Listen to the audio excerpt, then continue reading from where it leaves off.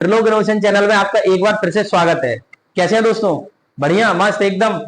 चलिए, तो मुझे लगता है आपने मेरी पुरानी वाली क्लास रेजोनेंस की आपने बहुत अच्छे से देख रखी होगी, उसको काफी अच्छे तरीके से समझा होगा कि आखिर काम कैसे करते हैं, रेजोनेंस होता क्या है, रेजोनेंस एक्चुअलिटी में किस तरीके से काम करता है। मैंने आपको रेजोनेंस का कंसेप्ट बहुत अच्छे से समझाया था, पिछली क्लास में भी समझाया था, मैं इस बार फिर समझा देता हूं। दोस्तों, जहां आपने दूसरे के साथ फ्रीक्वेंसी मैच करा ली, वहां आपका आउटपुट मैक्सिमम ट्रांसफर हो जाएगा। इसी चीज को रेजोनेंस कहते हैं। रेजोनेंस का सबसे अच्छा एग्जांपल भूकंप, उसके बाद दूसरा एग्जांपल आपका रेडियो, उसके बाद तीसरा एग्जांपल आपका क्या है। तो इसी तरीके से हमारी फ्रीक्वेंसी मैच नहीं कर पाती। अगर आपको फ्रीक्वेंसी मैच कराना है तो रेजोनेंस चाहिए, और रेजोनेंस का मतलब यह है कि आप अपनी फ्रीक्वेंसी किताब से मैच कराइए। जैसे ही आपकी फ्रीक्वेंसी किताब से मैच करेंगे, आप उसका मैक्सिमम आउटपुट ले लेंगे, का मैक्सिमम ज्ञान ट्रांसफर सभी लोगों के अंदर हो जाएगा। क्या ये बात समझ में आई? दोस्तों, आप और मैं पढ़ रहे हैं, आप और मैं पढ़ रहे हैं, मतलब मैं पढ़ा रहा हूं और आप पढ़ रहे हैं। अभी मेरी फ्रीक्वेंसी ज्यादा है, तुम्हारी फ्रीक्वेंसी कम है। धीरे धीरे आप क्या होंगे, मुझसे सीखते चले जाएंगे, और एक समय आ जाएगा हम दोनों की फ्रीक्वेंसी सेम हो जाएगी। और जैसे ही हम दोनों की फ्रीक्वेंसी सेम होगी, आप मुझे भूल जाएंगे, क्योंकि आपका रिजल्ट आ जाएगा, बात खत्म हो जाएगी। अरे ये बात समझ में आई? क्या ये पॉइंट, यही फ्रीक्वेंसी है जिंदगी में। फ्रीक्वेंसी और रेजोनेंस बहुत अच्छे तरीके से क्लियर कर दिया है। चलिए दोस्तों, जो पिछली क्लास में अधूरा रह गया था उसको कंटिन्यू करेंगे और आगे का रेजोनेंस क्लियर करेंगे, और आज एसी का समापन करेंगे। ये क्लास आज एसी की लास्ट रहेगी। क्या ये बात समझ में आई? क्या ये पॉइंट क्लियर है? मैंने आपको एसी के ये टॉपिक बहुत अच्छे से समझा दिया। अब आने वाली जो क्लासेस होंगी वो और भी एसी से रिलेटेड अलग अलग टाइप की क्लासेस होंगी। मतलब एसी में ये पूरा का पूरा मैंने अच्छे तरीके से क्लियर कर दिया है। क्या ये बात समझ में आई? क्या ये पॉइंट क्लियर हुआ?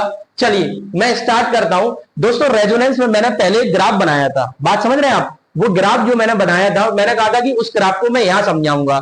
देखो दोस्तों, ये ग्राफ, सबसे पहली बात तो पेपर में ये पूछा जाता है कि ये ग्राफ किसके किसके बीच का बना है। तो दोस्तों, ये करंट वर्सेस फ्रीक्वेंसी का ग्राफ है। किसका ग्राफ है दोस्तों? करंट वर्सेस फ्रीक्वेंसी का। अब हम बात करते हैं, ये मेरी लोअर कट ऑफ फ्रीक्वेंसी होती है, ये मेरी हायर कट ऑफ फ्रीक्वेंसी होती है। उसके बाद बात करते हैं ये कौन सी फ्रीक्वेंसी है। दोस्तों, मेरे प्यारे प्यारे भोले भोले बच्चों, ये मेरी लोअर कट ऑफ फ्रीक्वेंसी, ये मेरी हायर कट ऑफ फ्रीक्वेंसी, और ये मेरी रेजोनेंस फ्रीक्वेंसी। रेजोनेंस फ्रीक्वेंसी पे मैक्सिमम, मतलब अब मैं आपको एक नई चीज बताने जा रहा हूं कि शुरुआत में जब आप लोअर कट ऑफ फ्रीक्वेंसी पे होते हैं सीरीज रेजोनेंस के केस में, तो आपका ग्राफ लीडिंग नेचर का होता है। कैसा होता है दोस्तों? लीडिंग नेचर का होता है। और जहां लीडिंग नेचर का होगा वहां कैपेसिटिव इफेक्ट ज्यादा होगा। कैसा होगा दोस्तों? कैपेसिटिव इफेक्ट ज्यादा होगा। क्या ये बात समझ में आई? जैसे जैसे आप एक मैक्सिमम आउटपुट को अचीव करेंगे, तो यहां पे आपका ग्राफ यूनिटी नेचर का हो जाएगा और मैक्सिमम आउटपुट आ जाएगा, मतलब सर्किट प्योरली रजिस्टिव बन चुका है। क्या बन चुका है दोस्तों? Purely resistive. अरे ये बात समझ में आई? उसके बाद जैसे ही आप फ्रीक्वेंसी को रेजोनेंस के आगे जाएंगे और बढ़ाते चले जाएंगे, तो आप धीरे धीरे ग्राफ से नीचे की तरफ जाएंगे। तो इस चीज को हम बोलते हैं लैगिंग नेचर।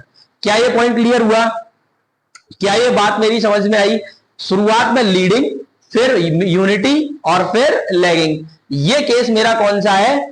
कौन सा है? सीरीज रेजोनेंस का केस है दोस्तों। क्या ये पॉइंट क्लियर है?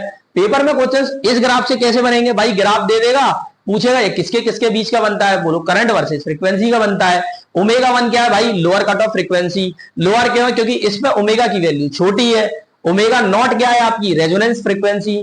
ओमेगा 2 क्या है? आपकी हायर कट ऑफ फ्रीक्वेंसी। भाई सीधी सी बात है, जीरो के पास में जो फ्रीक्वेंसी होगी वो छोटी ही होगी, जीरो से जितनी दूर होगी वो बड़ी फ्रीक्वेंसी होगी। क्या ये बात समझ में आई? क्या ये पॉइंट क्लियर हुआ? क्या मेरे भोले प्यारे बच्चों, ये डाउट आपका क्लियर हुआ कि नहीं हुआ? चलिए अब हम आगे चलते हैं। मैंने आपको बताया था क्वालिटी फैक्टर्स। क्वालिटी फैक्टर क्या भाई? ये लीडिंग, ये लैगिंग नेचर है, ये लीडिंग और ये यूनिटी नेचर है। मतलब इस केस में कैपेसिटेंस का इफेक्ट है। इस केस में क्या है? कैपेसिटेंस का। इस केस में इंडक्टेंस का है। और यहां C बराबर L हो चुका है। C बराबर क्या हो चुका है? L।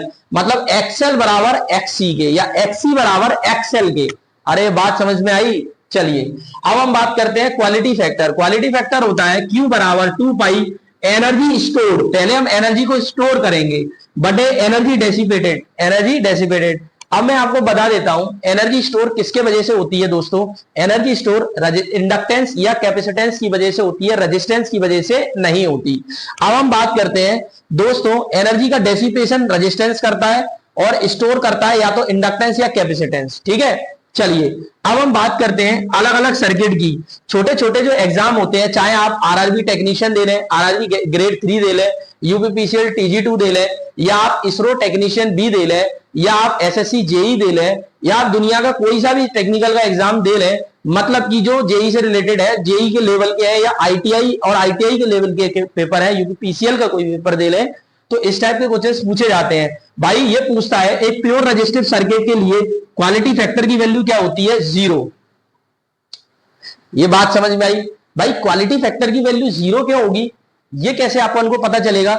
भाई एक प्योर रेजिस्टिव सर्किट के लिए क्वालिटी फैक्टर की वैल्यू 0 इसलिए होगी क्योंकि यहां पे कोई भी एनर्जी स्टोरिंग एलिमेंट नहीं है, तो पहली वाली वैल्यू 0, तो 0 बटे कुछ भी करेंगे तो आपका वैल्यू कितना आएगा? 0 ही आएगा। अरे मेरे प्यारे भोले दोस्तों, मेरे प्यारे छोटे भाई बहनों, क्या ये आपको पॉइंट क्लियर है? चलिए अगला, अगर आप एक प्योर इंडक्टिव सर्किट की बात करते हैं तो क्वालिटी फैक्टर इनफाइनाइट आता है। क्यों आता है इनफाइनाइट? भाई प्योर इंडक्टिव सर्किट का मतलब ये होता है कि इंडक्टेंस की वैल्यू मैक्सिमम और रेजिस्टेंस की वैल्यू 0, तो 1/0 क्या होता है? अनंत। भाई यहाँ एनर्जी स्टोरिंग एलिमेंट है, ये तो है ही नहीं, रेजिस्टेंस नहीं है, तो रेजिस्टेंस की वैल्यू 0, तो 1/0 अनंत। अगर कैपेसिटेंस लेंगे तो रेजिस्टेंस नहीं है, तो 1/0 अनंत। क्या कैपेसिटेंस के केस में ये पॉइंट क्लियर हो गया? चलिए आर और एल का केस है, ये क्या है दोस्तों? आर और एल। ये किसका केस है? आर और सी। आर एल के केस में क्वालिटी फैक्टर होता है इंडक्टर के अक्रॉस वोल्टेज अपॉन रेजिस्टेंस के अक्रॉस वोल्टेज, या omega naught L upon R. Resistance के केस आरसी सीरीज सर्किट की बात करें तो यहां quality factor VC upon R नहीं आएगा, या VC upon V of R आएगा, ऐसे ले लो, VC upon V of R. और यहां निकालेंगे तो 1 upon omega naught R C. क्या लेंगे दोस्तों? 1 upon omega naught R C. क्या ये पॉइंट क्लियर हुआ? चलिए अब हम आगे चलते हैं, सीरीज आरएलसी सर्किट ले तो quality omega naught L upon R, या 1 upon omega naught R C, या 1 upon R root over L upon C. मेरे प्यारे दोस्तों ये बहुत ही क्रीमी डाटा है, इस डाटे से सीधा सीधा क्वेश्चंस पूछता है, तो आप इसको बहुत अच्छे से रिवाइज करें। अब पैरेलल में आरएल लेंगे तो इंडक्टर्स के अक्रॉस करंट अपॉन रेजिस्टेंस के across current, R upon omega naught L. RC लेंगे तो कैपेसिटर का करंट बटे रेजिस्टेंस के across current, omega naught R C, ठीक है। और पैरेलल आरएलसी ले लेंगे तो quality factor R upon omega naught L बराबर omega naught R C equal to R under root C upon L. अरे ये बात समझ में आई? ये पॉइंट क्लियर हुआ? अब मैं आपको बताता हूं कि जब आप सीरीज रेजोनेंस से पैरेलल रेजोनेंस में जाते हैं तो हमको बेसिकली फॉर्मूले में क्या करना पड़ता है जिससे हमको एक चीज याद रखें, दूसरा अपने आप बन जाए। तो जहां जहां रेजिस्टेंस है आप उसको आर से 1 अपॉन आर कर दें, या 1 अपॉन आर से आर कर दें, ठीक है। और एल को सी में कन्वर्ट कर दें, सी को एल में कन्वर्ट कर दें, बस कहानी खत्म हो जाएगी। ये मैंने आपको शॉर्ट ट्रिक बताई है किसी भी फॉर्मूले को बदलने की। आप खुद देख सकते हैं कि ये मेरा सीरीज रेजोनेंस के केस का है। अगर मैं इसको पैरेलल रेजोनेंस के केस में करूंगा तो मेरे प्यारे दोस्तों 1 अपॉन आर को मैं लिखूंगा आर। मैंने कहा था इनको अपोजिट कर दें, जहां पे एल है वहां पे सी कर दें, जहां पे सी है वहां पे एल कर दें। अब आप देखेंगे कि ये सेम फॉर्मूला बन गया। देखो R under root C upon L. क्या ये बात समझ में आई? क्या ये पॉइंट क्लियर हुआ? मेरे प्यारे दोस्तों मैंने आपको फॉर्मूला बनाना सिखा दिया, तो कितना अच्छा आपको फ्री ऑफ कॉस्ट मिल रहा है। दोस्तों अभी तक आपने लाइक नहीं किया है, दूसरा इस चैनल को सब्सक्राइब नहीं किया, ये गलत बात है। जिन लोगों ने कर दिया मैं उसको तहे दिल से धन्यवाद देना चाहता हूं। जो लोग मेरी वीडियो देख रहे हैं कम से कम इतना तो कर ही दो यार, पेपर निकलवाने की पूरी दम मैंने लगा रखी है। बस आप सब्सक्रिप्शन दें और अपना जल्दी से जल्दी सारे के सारे स्टूडेंट्स मुझसे जुड़े। आप इस बात को फील करेंगे, आपको कोई बैच लेने की जरूरत नहीं पड़ेगी, फ्री ऑफ कॉस्ट यूट्यूब पे पहली बार। समझ रहे हैं आप? ये कभी नहीं सुनने को मिलेगा कि 4 क्लास कराई नहीं तो मैं आ जाऊंगा और मेरे पेड में एप्लीकेशन पे आगे पढ़िए, इतने का बैच, कुछ नहीं आएगा, सब कुछ फ्री ऑफ कॉस्ट रहेगा। बस आपको मेहनत करनी है, नोट्स बनाने हैं और चीजों को बार बार रिवाइज करना है। समझे मेरे प्यारे दोस्तों? चलो अब हम आगे चलते हैं। पैरेलल रेजोनेंस में मैंने देखा आर एल सी तीनों किसमें कनेक्ट होते हैं? पैरेलल में। ये मेरा क्या है? सोर्स करंट है, ये मेरा रेजिस्टेंस, इंडक्टेंस और कैपेसिटेंस के अक्रॉस पैरेलल में आने वाली करंट है। दोस्तों यह वोल्टेज की वैल्यू सेम होती है, समझ में आया? अब हम बात करते हैं जो पैरेलल रेजोनेंस होता है उसको हम करंट मैग्निफिकेशन कहते हैं। क्या कहते हैं? करंट मैग्नीफायर, मतलब करंट को मैग्नीफाई करते हैं। हम कैसे याद रखें? भाई सीरीज में वोल्टेज जो था वो डिवाइड हो रहा था, जो डिवाइड होता है उसी को मैग्नीफाई करने की जरूरत होती है। पैरेलल में करंट डिवाइड होती है, उसी को मैग्नीफाई करने की जरूरत होती है। क्या ये बात समझ में आई? क्या ये पॉइंट क्लियर? भाई जो डिवाइड होता है तभी तो उसकी पावर गिरती है, और जहां पावर गिरती है वहीं तो हमको रेजोनेंस लगाना पड़ता है जिससे उसकी पावर बढ़ जाए। यार सीधी सी बात है, बहुत पुराना एग्जांपल है, अकेली उंगली कुछ नहीं कर सकती, जब 5 उंगलियां मिल जाती है तब पावर क्रिएट होती है। ऐसा ही इसमें जो चीज टूट रही है उसको एक कर दोगे तो रेजोनेंस आना स्टार्ट हो जाएगा, मैक्सिमम पावर आना स्टार्ट हो जाएगी।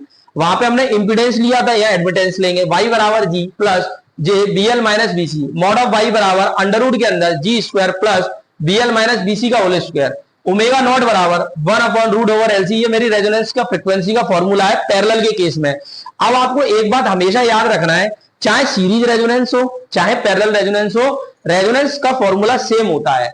उसमें भी ओमेगा नॉट बराबर 1 अपॉन रूट ओवर LC था, इसमें भी ओमेगा नॉट बराबर 1 अपॉन रूट ओवर LC, उसमें भी f बराबर 1 upon 2 pi root over LC, इसमें भी f बराबर 1 upon 2 pi root over LC। ये डेल W क्या होता है? डेल W होता है आपका बैंडविड्थ, इसको लेते हैं 1 अपॉन RC। अगर मैं सीरीज के केस में जाऊंगा तो मैंने आपको बताया था 1 अपॉन R को R में कन्वर्ट कर दें और C को L में कन्वर्ट कर दें, तो क्या आ जाएगा R अपॉन L, जो कि मैं पहले सीरीज में पढ़ा चुका हूं। बात समझ में आई? पॉइंट अगर आपको सीरीज रेजोनेंस क्लियर है तो पैरेलल रेजोनेंस के फार्मूले आपसे बन जाएंगे। आप एक के याद कर लें और सभी जगह R को L, L को C से, 1 अपॉन R को R से, R को 1 अपॉन R से, बस इतना सा करते जाइए, आपका फॉर्मूला नया बनता जाएगा। क्लियर है? चलिए दोस्तों, अब ओमेगा नॉट यहां से एफ नॉट निकालेंगे, change in F 1 upon 2 pi RC। भाई ये बात समझ में आई? ये डेल एफ मान सकते हैं, क्या लिख सकते हैं? Del F. डेल एफ का मतलब होता है F2 माइनस F1, मतलब higher cut off frequency minus lower cut off frequency का जो गैप होता है उसी को हम क्या बोलते हैं? बैंड। ठीक है, वहां पे ग्राफ कटोरा सीधा रखा था, उल्टा रखा था, यहाँ कटोरा सीधा रखा है, दिख रहा है? यहाँ करंट की वैल्यू गिर जाएगी, वहां करंट की वैल्यू मैक्सिमम हो रही थी। ये मेरी लोअर कट ऑफ, ये मेरी हायर कट ऑफ। अब हम यहाँ देखेंगे तो ये जो ग्राफ है, ये नीचे की तरफ जा रहा है, और इधर देखें ये नीचे की तरफ जा रहा है, मतलब इसका उल्टा ग्राफ है। क्लियर है? तो यहाँ लीडिंग नेचर का है, तो यहाँ नीचे की तरफ जाने वाला ग्राफ लैगिंग नेचर का होगा, मतलब शुरुआत में लोअर कट ऑफ फ्रीक्वेंसी पर इंडक्टेंस पावरफुल होता है। इंडक्टेंस पावरफुल होता है किसके केस में? पैरेलल रेजोनेंस के केस में। अगर हम रेजोनेंस फ्रीक्वेंसी पे जाएंगे तो करंट की वैल्यू मिनिमम, तभी तो उसको मैग्नीफाई करने की जरूरत पड़ रही है दोस्तों, मेरे प्यारे दोस्तों। चलो अब आगे चलते हैं। ये क्या है मेरा? ये मेरा हायर कट ऑफ फ्रीक्वेंसी है, और हायर कट ऑफ फ्रीक्वेंसी पे मेरे प्यारे भोले दोस्तों, हायर कट ऑफ फ्रीक्वेंसी पे देखेंगे ये ग्राफ ऊपर की तरफ चढ़ रहा है। क्या चढ़ रहा है दोस्तों? ऊपर की तरफ, मतलब ये लीड करने लगा। तो ये कैसा नेचर है? लीडिंग। मतलब पैरेलल रेजोनेंस के केस में हायर कट ऑफ फ्रीक्वेंसी पे कैपेसिटिव इफेक्ट ज्यादा होता है, मतलब यहां पे XC greater than XL, XC greater than XL, यहां XC लेस देन XL, समझे? या XL ग्रेटर देन XC, और ओमेगा नॉट पर XL बराबर XC। क्या ये बात समझ में आई? क्या ये पॉइंट क्लियर हुआ? तो आज का सीरीज और पैरेलल रेजोनेंस क्लास पूरे तरीके से कंप्लीट कर चुका हूं। तो मेरे प्यारे दोस्तों, क्या आपको समझ में आ रहा है? अगर आपको समझ में आ रहा है तो वीडियो को लाइक, शेयर और सब्सक्राइब जरूर करें चैनल को, ठीक है ना? आज के लिए इतना ही दोस्तों, थैंक यू दोस्तों।